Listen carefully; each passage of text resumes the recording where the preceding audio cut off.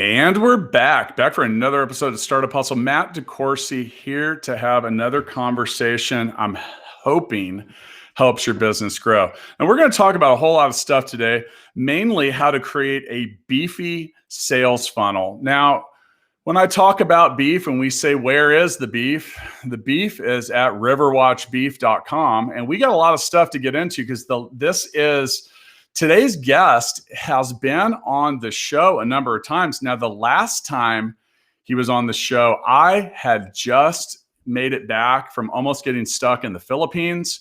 We had a whole world of things in front of us to figure out. We talked about supply chains and all different kinds of stuff. Now, before I introduce who is sitting in with me today, I do want to let you know that today's episode of Startup Hustle is brought to you by Fullscale.io, helping you build a software team quickly and affordably.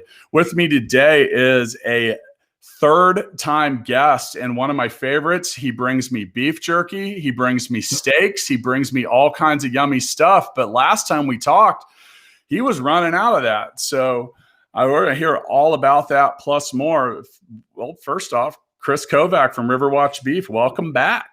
Hey, Matt, good to see you. I appreciate the opportunity to be on the third time. And as you mentioned, a lot's changed since the last time we talked, which is almost a year ago. And happy to jump into it and hopefully share some insights that will be helpful for some folks. Yeah, and I appreciate that. And we want to talk about the sales funnel that you've created with the company, which last time I talked to you was more than text. So, as I mentioned, the last time Chris has been on the show, I love these follow-up episodes because keeping up with the stories of how people are handling adversity and dealing with everything. So once again, last time we did an episode, it was almost a year ago, and it was just after COVID had hit. Your business had been slammed with orders. Let's go ahead and let's get a quick update. Well, yeah, the proverbial hockey stick growth. And so the last time we talked, as you mentioned, COVID was just starting. We hadn't been on lockdown yet, but there had been some rumors that was going to happen both in Kansas City, our hometown, and certainly across the nation and across the world. And trying to figure out what that meant to our business. And what it meant was there was a need for people to get quality food delivered to their house. And to back up a little bit and to expand on our business. So we're a family beef producer. We produce our own beef. We work with a USDA facility to package it, dry age it, and then we actually deliver our beef to the end consumer. Our product's a little bit different because it's natural, raised in the pasture, and most beef that you'll get in the grocery store is raised on corn and in feed yards and whatnot. So, we've had a very niche product, and we're vertically integrated. So we manage the entire supply chain from the animals in the field all the way to delivery to the customers. And we've been growing month over month, year over year. But when COVID happened, there was obviously a need for people to not venture outside of their homes and to have quality food delivered to their house. So kind of like everyone else, we were on day by day kind of seeing how things were going, and the orders kept coming in, ding, ding, ding. And we're saying, how are we going to manage when we're getting 10 times the amount of orders per day? And in a couple of days, we had as many as 1 month full of orders. So on the one hand, it's good to have that kind of growth. On the other hand, it's very challenging to make sure that we deliver the product consistently and the quality is as top quality as possible. So what happened in March was we were off and growing. In April and May and June, we couldn't keep up. And we ended up selling out of our product and trying to figure out how to produce more beef, meaning raise more animals and work with the processor. The number one challenge for us is when the big beef producers and slaughterhouses started to get COVID-related issues, they shut down, and that trickled down. In other words, there was no place to take our animals to go get processed. So trying to help the customer understand why things were a little bit slow. And actually, UPS quit, well, the rest of the shipping companies as well quit promising or guaranteeing delivery. So there were some areas where we could deliver, and so it was in real time trying to make adjustments, and very, very surprising. And so from there, how are we getting ahead of the curve for 2021? We see additional challenges in the supply chain, and so that's what we're kind of getting into this year. How can we maintain growth without breaking our startup or our small business? Yeah, and so much of that when we have talked in the past, and it's been kind of 1 year, then the next year, and now the third year. So I feel like I've got to follow the story of the evolution of your company. The first time we had you on, no one even knew the word COVID or coronavirus. The next time we talked, I mean, not only did you have your sales funnel, it was predictable, meaning you knew like it was coming in, and then all of a sudden it got beefy. Like, we can say that. And some of that was the evolution of a business. Now, hey, look, for those of you listening, this dude hustles. Like, Chris gets in and he delivers your beef.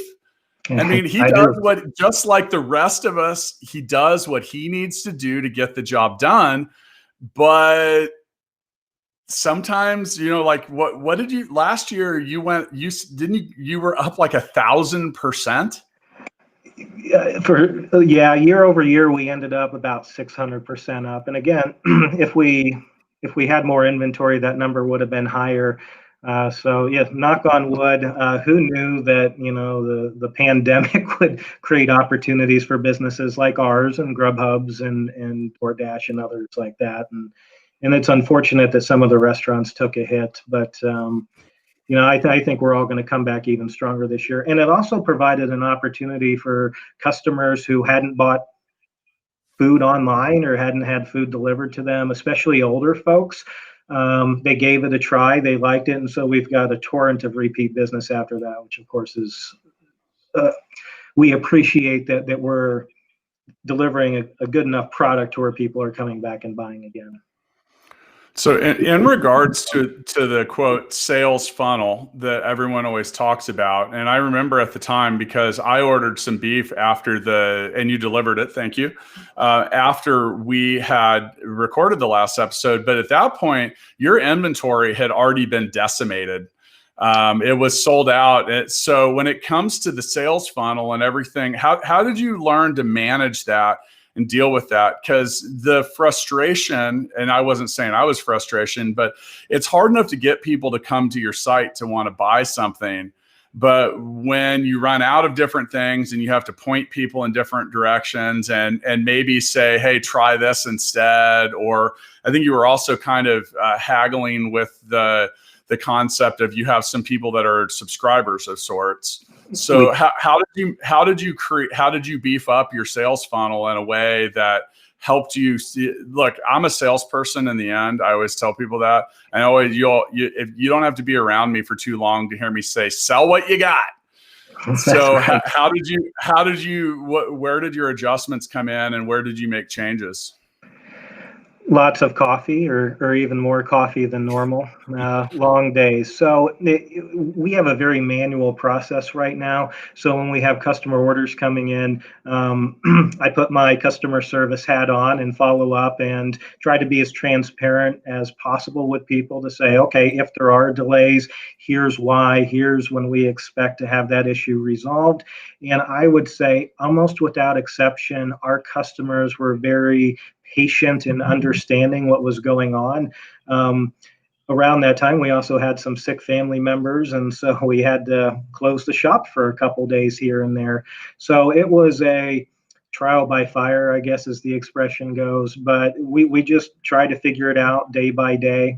And also when the shipping was restricted, that created challenges. We had to refund many orders, and then the time that it took to follow up with people. So we're trying to get ahead of that this year. In other words, building a process so that we can bring in additional helpers. And I've got some folks that I used to work with in previous lives who are helping out so that we can kind of streamline giving customers updates. And so we were finally able to get caught up really last month, just, running behind all last year. So it's a challenge, and we're looking for ways to do some automation as well. So maybe there's an email alert that goes out for that loyalty part of the sales funnel to make sure that, how did we do? Did we miss anything? Are there any issues with quality? So, and that also allowed us an opportunity to start at the beginning of the funnel, which was really creating awareness. With our brand, a lot of the people, whatever marketing tactics that we use, people said, well, didn't know you existed, and we're glad to know that there's a local company or a family producer where you could buy your beef direct. The second part of that's the education. So as I was mentioning, the way that we produce beef is different than you're going to find in the grocery store. That all natural, no GMOs, no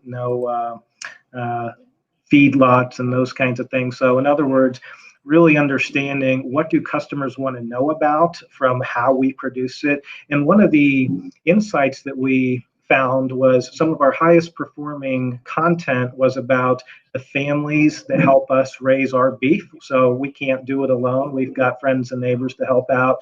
And people were really interested in that story and kind of following the story before they made the purchase, and then certainly after we made the purchase as well.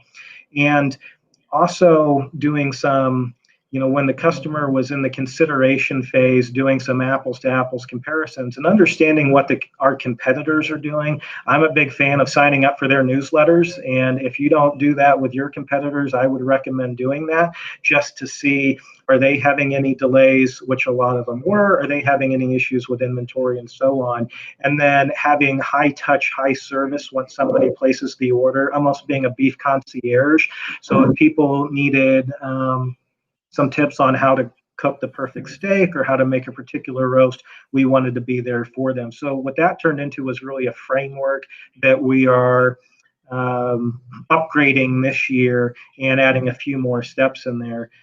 Additionally, the customer journey map that I'm sure a lot of folks talk with, and really understanding what is the pathway to get a customer from maybe knowing about us to actually make that purchase, and then wrapping marketing programs around that.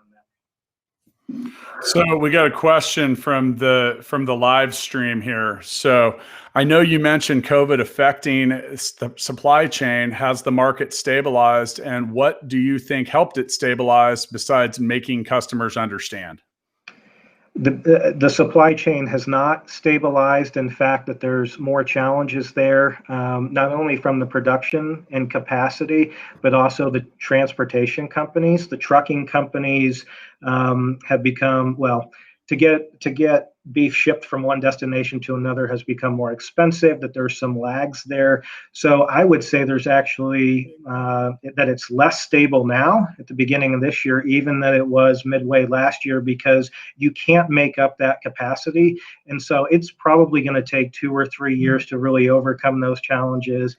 And I think you're going to see some price pressure at the grocery store and perhaps some shortages.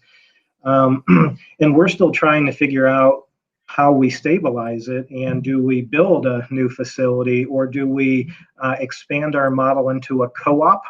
And so instead of being a single producer, getting like-minded farms and ranches to kind of come into the fold. So it's very much a work in progress. And I think with political things going on and COVID, I think we're going to see a lot of uncertainty this year. That's a great question, which makes it hard for us to manage.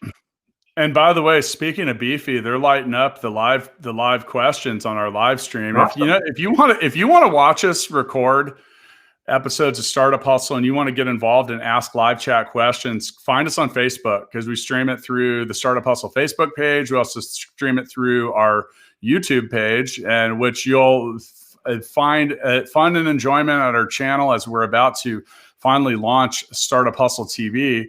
But you can ask questions. And like this next one, which I think is a great question. Do you use the futures market to hedge against price fluctuations? And I think that's a great question when it comes to your sales funnel, because if you sell everything, well, you can short yourself out of business accidentally if you take too many orders with a beefy sales funnel, and then you have to go figure out how to fill them later.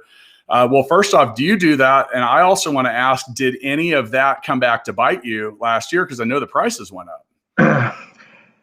The prices went up and then they went down. And so the challenge was any size producer had nowhere to take their animals. And so typically you would take it to what they would call an auction barn, and they would auction off the animals. So the futures prices were actually lower or significantly lower than we expected.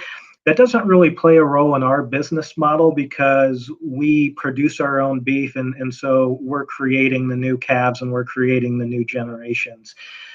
But that's a very difficult game. The commodities markets for beef have had perhaps a 300% variance since about 8 years ago or so.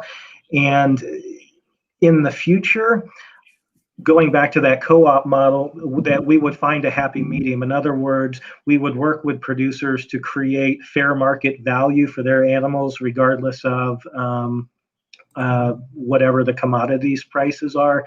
But it can be, as you mentioned, tricky. So if the prices went up and we got locked in, and then all of a sudden they went down again, there could be 20 or 30 or maybe 40% difference in that, and that could take obviously a lot away from the bottom line. So we'll probably see more of the futures market next year. This year we're still trying to kind of do incremental growth.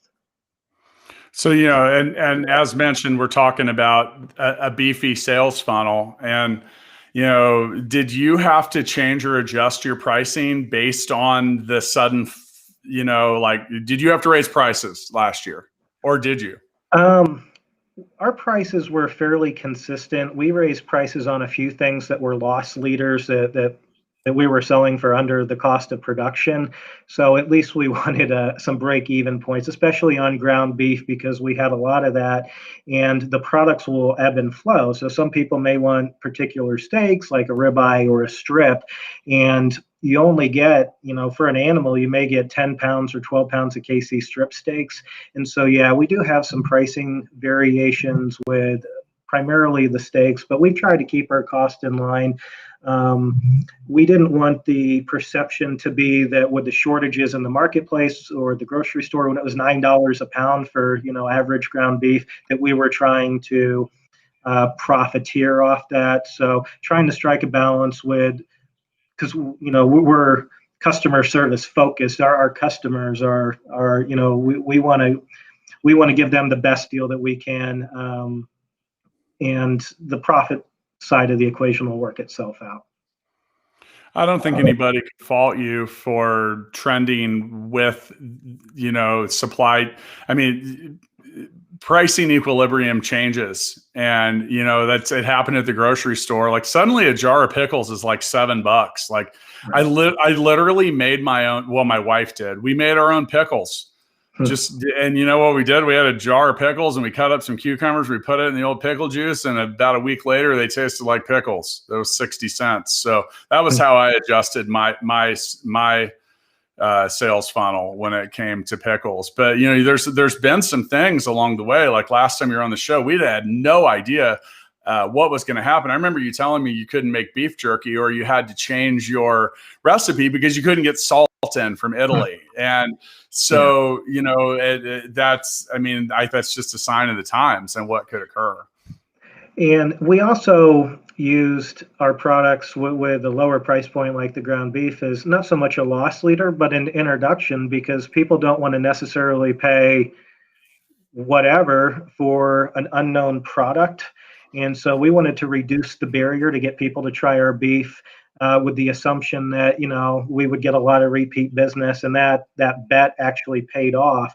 On the flip side of that, we have relationships with a sports team here in Kansas City and some other retail partners. And so right around this time, I would say, tripled down on beef jerky because we had high demand. Well, the professional sports team that starts around the spring, they had a very shortened season, and some of the hotel groups and retailers didn't have foot traffic anymore. So we actually over invested on that part, and we had some product loss there, which was disappointing. So it's been a challenge to try to balance and not get too ahead of ourselves. And I think we would rather not overextend ourselves, even if we have some shortages here and there, and kind of letting people know why, instead of, no pun intended, betting the farm and then being stuck with too much inventory, that's perishable.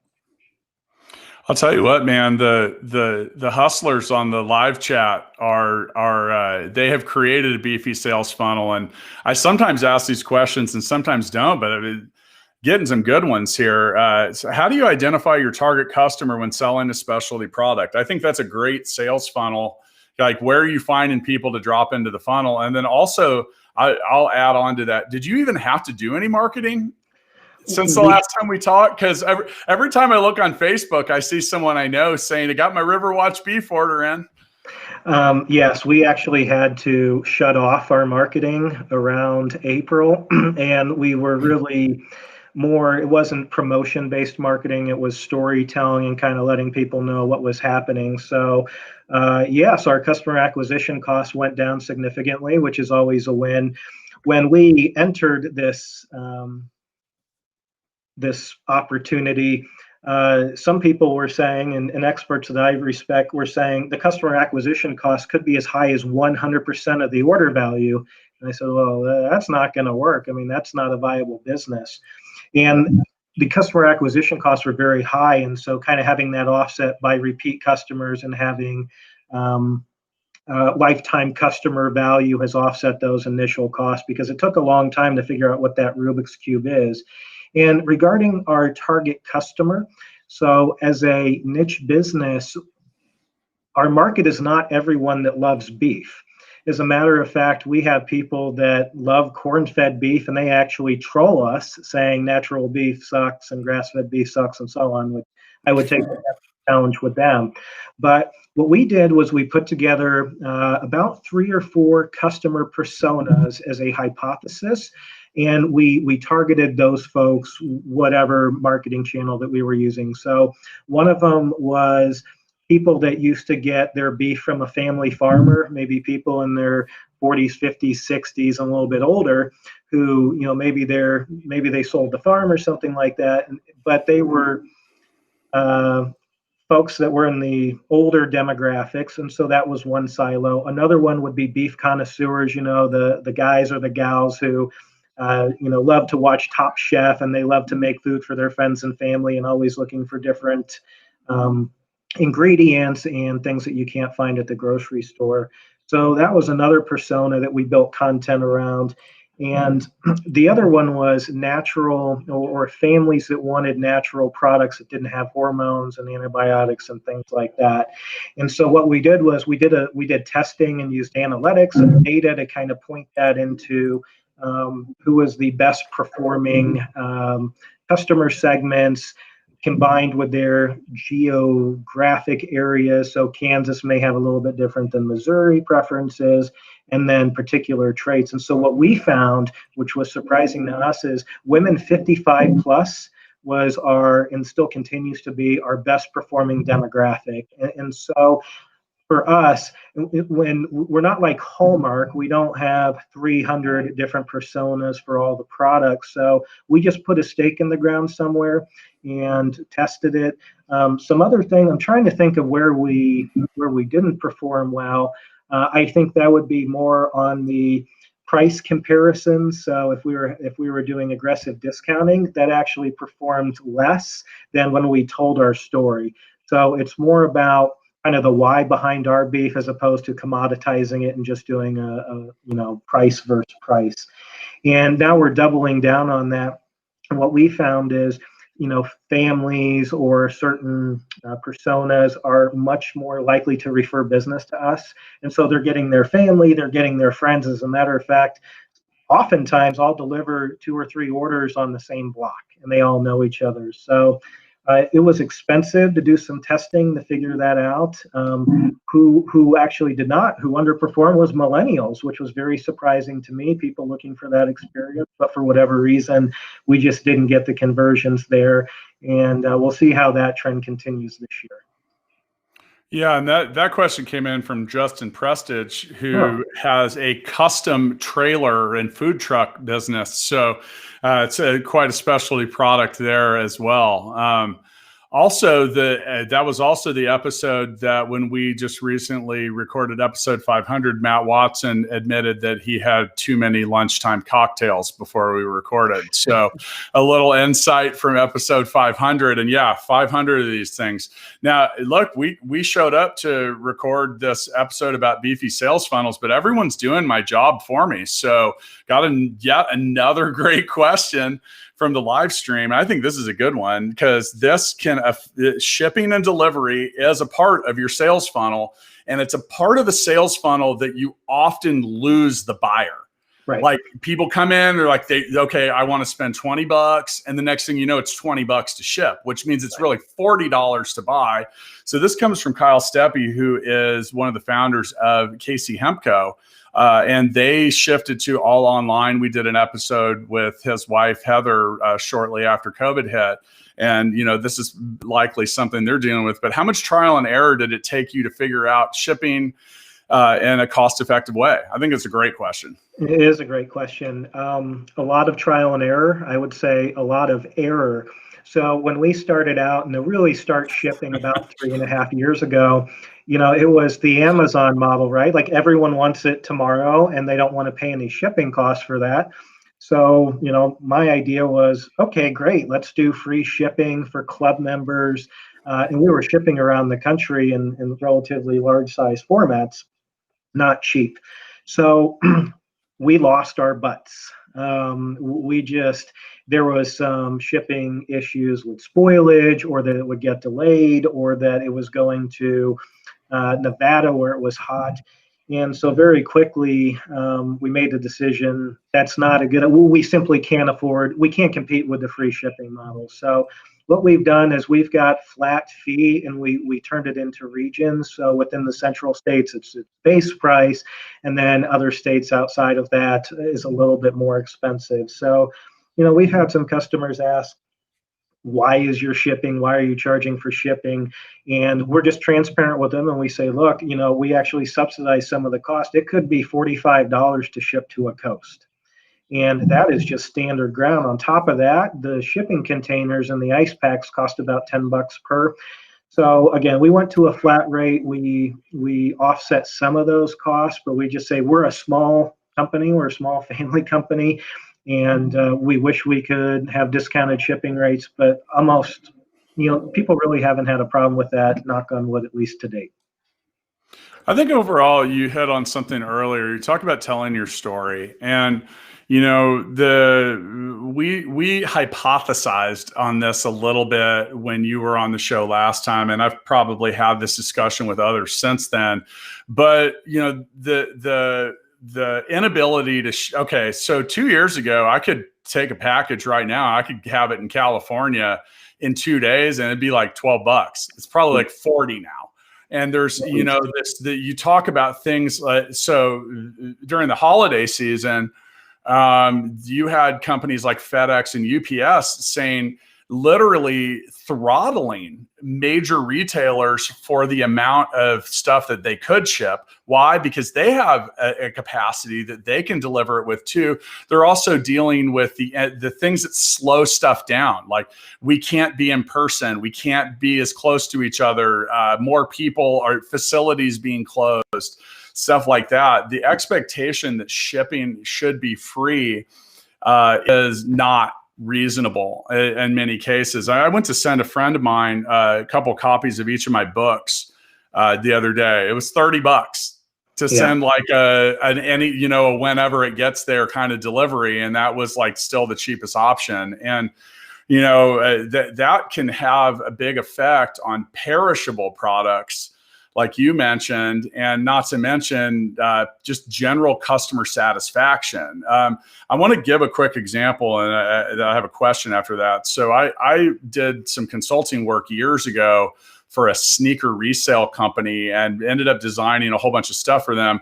If you're in the e-commerce business and you don't have a strong grasp on how much your shipping costs, like, are you making money? Are you losing money? Are you breaking even? So they were charging the same amount per shipment. And there was something about that didn't make sense to me. And they felt like they were making money on it. I actually took about an hour's worth of math and calculations to realize that not only were they not making money, it was probably costing them about 80 grand a year. Ooh. So you had to, putting that shipping choice back in the sales funnel. Like, okay, how fast do you want it? Do you want it tomorrow? Because if you want it tomorrow, it's going to be really freaking expensive. If you want it in 2 days, less. If you want it in 3, maybe not so much. But, like overall, I think you gotta take that into consideration, because as you mentioned, that can be a dagger. And especially if you've made pre-commitments, like if you're a subscription box or you're right. Something, and now all of a sudden someone moves that cheese, you could be in big, big, big trouble. Now, the question is you deliver most of your stuff locally. I mean, what percentage of it is local delivery compared to non? I'd say it's 80-20 local. That wasn't necessarily by design, because we're a niche product. The question is the Kansas City local market big enough to support growth and to scale and to prove the concept? And I thought that this market had opportunities, but I thought we had to compete nationally. And because from what I've heard is that it's difficult to get our quality of beef in places like Florida and Texas and California, which is shocking to me. Upstate New York is another one. So we wanted to, part of the test, the proof of concept was, can we expand our shipping to the 48 lower states? Can we not lose our shirt on that? And is that sustainable? And so a couple things played a role. Back in March, and it still hasn't changed, shipping companies won't guarantee delivery. So we had to make a judgment call, and I've got to make a judgment call on every order. Are we able to ship to, like today, we're shipping to Virginia, New Jersey, and several other states, Colorado. And we reduced our shipping availability. So I think now we're at about 16 states. And we may shrink that even further. So we started out small, then we expanded, and I think we're going to try to have the Goldilocks, kind of the right size, and perhaps find a distribution partner either out west or out east or both, so that we can better service those markets. But with perishable products, we ship through cold packs. We can't use dry ice. A lot of people say, oh, well, I get this particular product and it's in dry ice. Well, that's a hazardous material.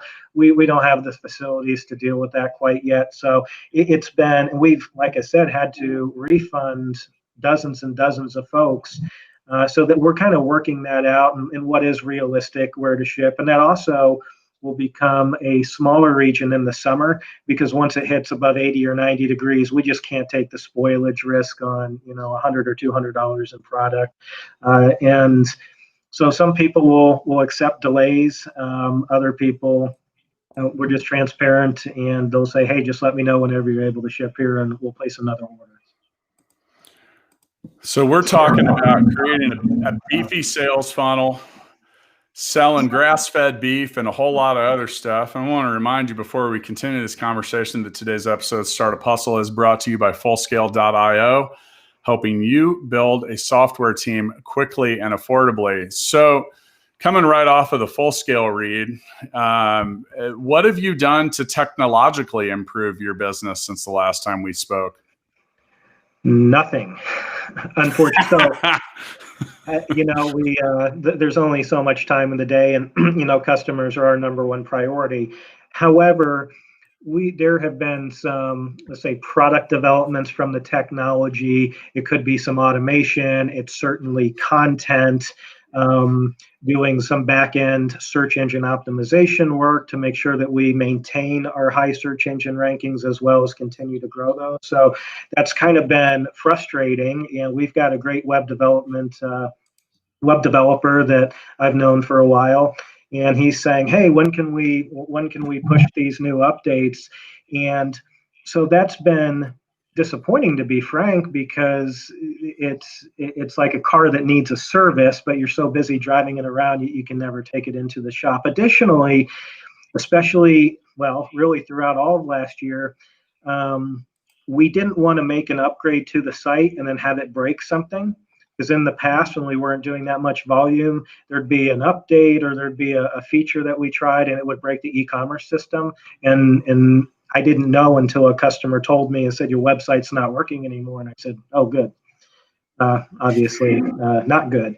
So now that we're kind of past that year, we're going to focus on making major website revisions and just make it easier, because as I mentioned earlier, this is a manual process when you get an order, and if there's some customization to it, I actually email you and walk you through the process. So, and then really focusing on how to prepare beef in a way that tastes good. So our beef, because it's lean and natural, almost cooks like wild salmon. And so my mom, not to pick on her, but she tried to make a roast, and she tried to make it kind of the way that she grew up, and it was overdone. And so that's, and we're partnering up with local chefs here and some other foodie type influencers to not only do family recipes that my grandma had, but also preparation tips, grilling tips, and all those kinds of things. So the supply chain issues continue to kind of slow us down there, but I've got a long list of things that we want to do, and we're just going to do 2 or 3 at a time so that we're not getting ahead of ourselves. Yeah, and, you know, that actually opens the door to yet another great question from the live chat, and, you know, asking, do you only grow beef? Now, by the way, this same listeners down in Texas, where they grow a lot of beef, and I know that I got an uncle that raises cattle down there. So, you know, but when you talk about growing and expanding, do you only grow beef? And it says, I know there are people that specifically eat ruminant beef, or excuse me, ruminant meat, meaning lamb, elk, etc. And have you considered diversifying, and might that be an option to further target niche in the future? We've thought about that. For us, probably not. We want to stick with beef, and we want to make the beef the absolute best quality possible. When you start talking about other proteins, entirely different production models, especially with pork or chicken or elk or deer or anything like that, and it would be too complex and complicated for us to manage, especially with storage, and that's just not my sweet spot. So, but what we would like to do is to partner up with other like-minded producers and share, because we do get people that are asking for heritage pork or free-range chickens, to just have a short list of people that we could refer to. And the other part of that is there's more local companies, Chateau Milk here in the Kansas City area. They're wonderful. They're similar to us in that they're a family farm and they produce milk. But what they're doing now is almost like a Schwann's model, to where you can add bacon, or you can add beef, or you could add Wagyu beef or grass-fed beef or whatever it is. So we would want to partner up with other companies, especially on the delivery side. But yeah, raising additional beef. And one of the challenges, Matt, the last time we talked was not really a challenge, a difficult situation. My dad was diagnosed with a non-curable form of cancer. And so we actually sold our ranch in Colorado at the end of 2019. And when we were talking, we were trying to figure out, okay, well, what are we going to do? Are we going to source it from other people? And we ended up finding a smaller farm in Kansas running about 500 acres or so. So that was part of it too. And he's not able to, be out working in the field as much. And so we need to kind of pivot into how can we get friends and family and neighbors to help us manage the beef when he's not able to do that. So very difficult time, and he's doing well. He's managing his illness well, but so right now it's just kind of me doing everything. And so going back to being very incremental, we've got visions for the future, but still just trying to produce darn good beef, and then the rest of it will work itself out. It is darn good beef. I've eaten quite a bit of it over the last few years, so thank you for that, and thank you for the beef jerky as well. That's if I could live off of just one thing, it honestly might be beef jerky. So, yeah. I gotta say, Chris, I respect the hustle too, man, because I see you darting all over town, making deliveries, doing what it takes, and while a 6x growth cycle is that, well, you clearly handled it. Trying our best, and we have another care package for you and the team that's going to go out this week. And so going back to the funnel, always following up with customers, because we have a uniform way of raising our animals, but every animal's a little bit different. And so talking to folks like you and other customers, how did this batch turn out? Did it have the marbling or the taste, or was it as tender as the other ones? And so always doing cross-check of where we're at from a quality standpoint. And our goal is just every batch continue to be better, meaning the way that we're aging, or the pastures. We may have alfalfa a little bit more this time, which is a pasture grass, or we may have some barley and experiment with some other, not so much grains, but some other elements to make the beef that much better. And grass-fed beef has been accused of being gamey in the past. And what we found out shifting from Colorado grasses to Kansas grasses is that the grasses out there had a much different flavor profile. And so it was almost like venison or elk. And the Kansas grass is, well, there's more grass because there's more water, but it's nutritionally better. And there's not gamey, it's not tough. And so always asking, how did we do? How could we make it better? Some people may want steaks a little bit bigger, a little bit smaller, and what have you. So lots of high touch there. Yeah, and what Chris is talking about, I mentioned I have ranchers in the family, and I do. My Uncle Jim and my cousin Tommy have multiple ranches in West Texas, and the last time I was there, we're driving around, and I was like, "What is this stuff?" And he's telling me it's some kind of Bavarian hops that literally growing fields of it, because it wasn't just for the cattle, it was also for the deer, the elk, and unbeknownst to me until I don't know, halfway through my life, West Texas has the largest deer and elk in the world, and it has everything to do with what they eat.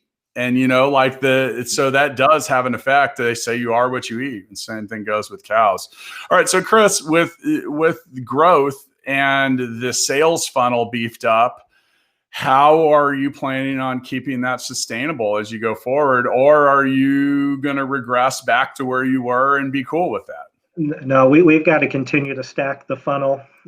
We with the perishable inventory, we've got to be aggressive in maintaining that funnel, optimizing that funnel.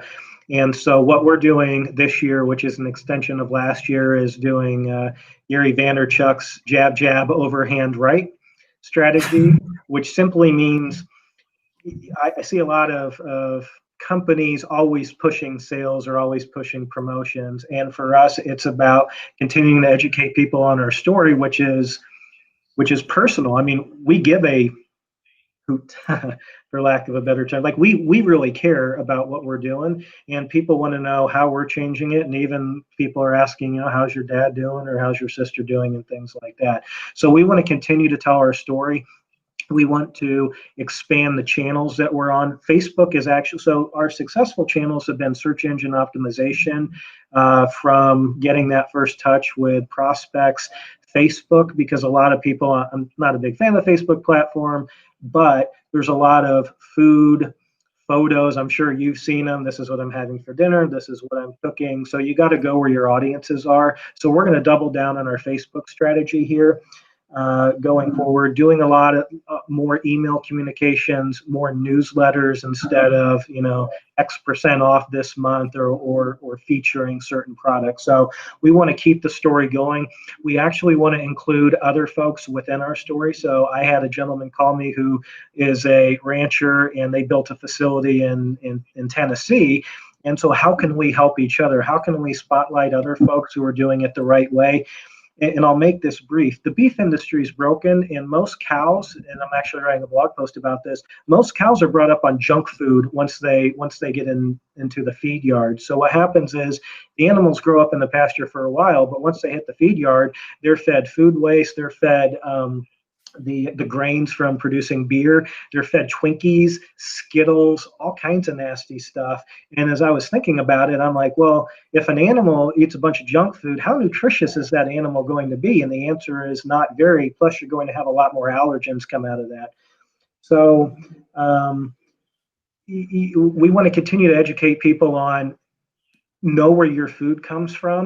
Heck, if you don't buy from us, that's fine, but know who your food comes from. Talk to people, talk to producers, go to your family, go to your neighborhood farm to table markets, and ask. And we're seeing a lot of customers, they want to know, is your beef grass finished? Are you using these grains? Are they penned up? Do you give them any antibiotic shots or hormones? So I think that's great that people are getting more aware versus 15 years ago, a hamburger is a hamburger is a hamburger.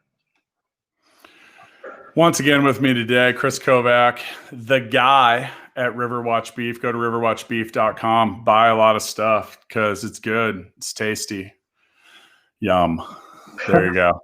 So a couple things before we get into the Founders Freestyle. There you go. There's the beef jerky. Shameless self-promotion. I'll promote it for you. I love your beef jerky. It's great. And Chris brought several bags of it over the first time he was on the show, and we did a little taste test analysis. Now, I end my episodes at Startup Hustle, and I say my episodes because I'm not the only host on Startup Hustle, Chris. You may or may not know that. We added 2 more hosts. So make sure you check out episodes by Lauren Conway and Andrew Morgans. Andrew will talk all about e-commerce and all different kinds of stuff. And Lauren talks about whatever Lauren talks about. On top of all that, people, we started a TV show. Yeah, we did. Startup Hustle TV. It's coming out. Been working on it for a long time. It's the video version of the show. Our goal at Startup Hustle Podcast was to bring you the real truth in entrepreneurship. It's the same thing you're going to get. You want to see wins, losses, and reality. Tune in. We're really excited. We've created something that we think is really fun and meaningful. So, you know what? I got to thank the people of the live stream chat today. They're making my job easier. So many questions, so much interaction. Thank you. If you want to check out and if you want to basically catch the podcast episodes early, that's a way to do it. You can find us on Facebook. Just go to the search bar and type in Startup Hustle. It's not too hard to find us. Now, with the Founders Freestyle, we give our guests an opportunity to sum up today's topic. Really anything you want. Chris, how do you want to leave us on this episode of Startup Hustle? Well, I appreciate the opportunity to be here again, Matt, and your team's been great. And how kudos to you for 500 plus episodes and now shifting to TV. And so, don't want to make it about us, but I think some of the insights that we've gained that may be helpful for other startups or early stage businesses and basically creating a framework or a blueprint to make this easy, meaning how do you start doing a customer sales funnel? And what I would encourage people to do is think of the business math first. You need to get 10 customers today or this month or this year, or you need to get 100 or 1,000. And what is your budget to get those? Is it $5, $10, $20? So that you get a baseline and a benchmark of how much are you willing to invest to get a new customer.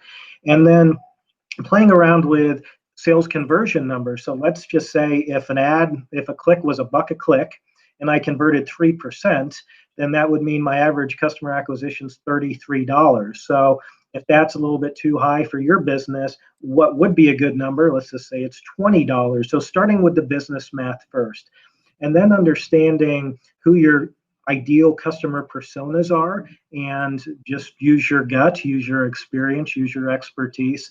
I'm a big fan of doing things in threes. So start with the three, and you can validate those and you can change them out.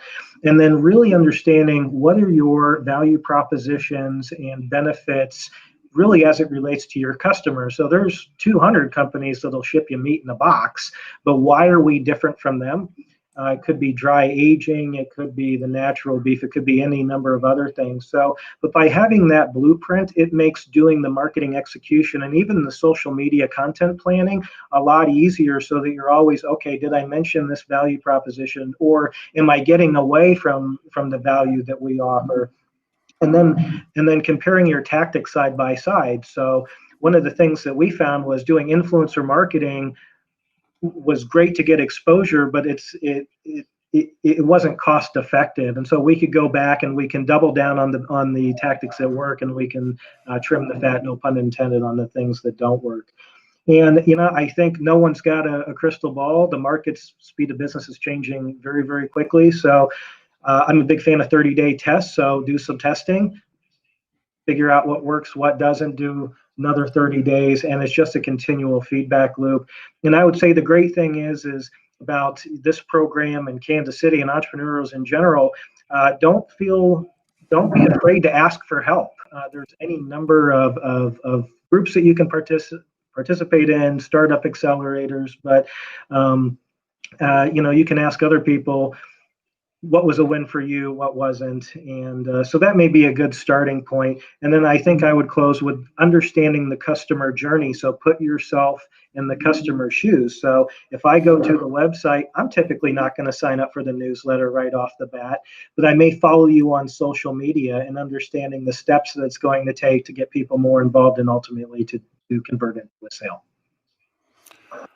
Chris, very well said. Now, hey, I'm going to just be honest, guys, for those of you listening, this is a dude that runs a farm and sells beef, and he might have just grossly outclassed you when it came to understanding and grasp on digital marketing, sales funnels, e-commerce, and all of that. And I mean that in a loving way, Chris. And I also want to challenge other people to listen to all the stuff he just said, because, dude, like you didn't leave much for me there, Chris.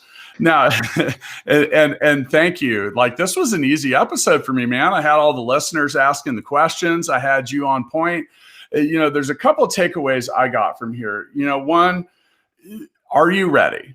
Are you ready for what can or could happen? And that can be good or bad. And Chris, last time you were on, we kind of had that WTF is going to happen. We didn't know. I didn't know at my business. You didn't know at yours. And, I immediately got to work making changes, pivoting where I needed to, triaging this, doing other things for that, learning a whole lot of stuff I didn't think I have to learn. Maybe a very focused effort on saying, hey, relax, people. Just relax. We'll figure this out. All the answers aren't in hand right now. And, and then the next thing is when I say, are you ready? I mean, be careful, because you might get what you ask for. It's easy to say, hey, I want my business to go up 600%. And then you got to deal with that. And, because Chris, you really did a delivery for me last time. And, like, all you can do is all you can do. So 6 times more business means 6 times more everything. And it also probably means 6 times more problems. So you end up dealing with all of that. And the real question is are you ready? And because look, your plan as of right now is wrong. All of our plans are wrong, because we can't tell the future. The crystal ball is broken. We have no idea what's coming, but are you ready and willing to deal with it once it does occur? So, Chris, did you have another comment?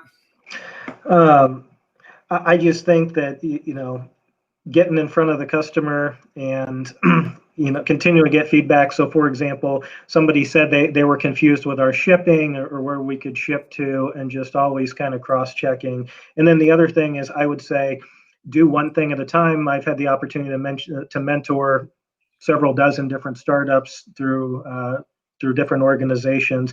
And where I see people failing is trying to do three things at once. In other words, if we would have tried to do retail, direct to consumer, and then food service, and then wholesale business, the house of cards would have collapsed. As a matter of fact, if we would have put a bet on food service, which we were really amping up to do, obviously restaurants have really been hit hard. So focus on the one thing, get it nailed.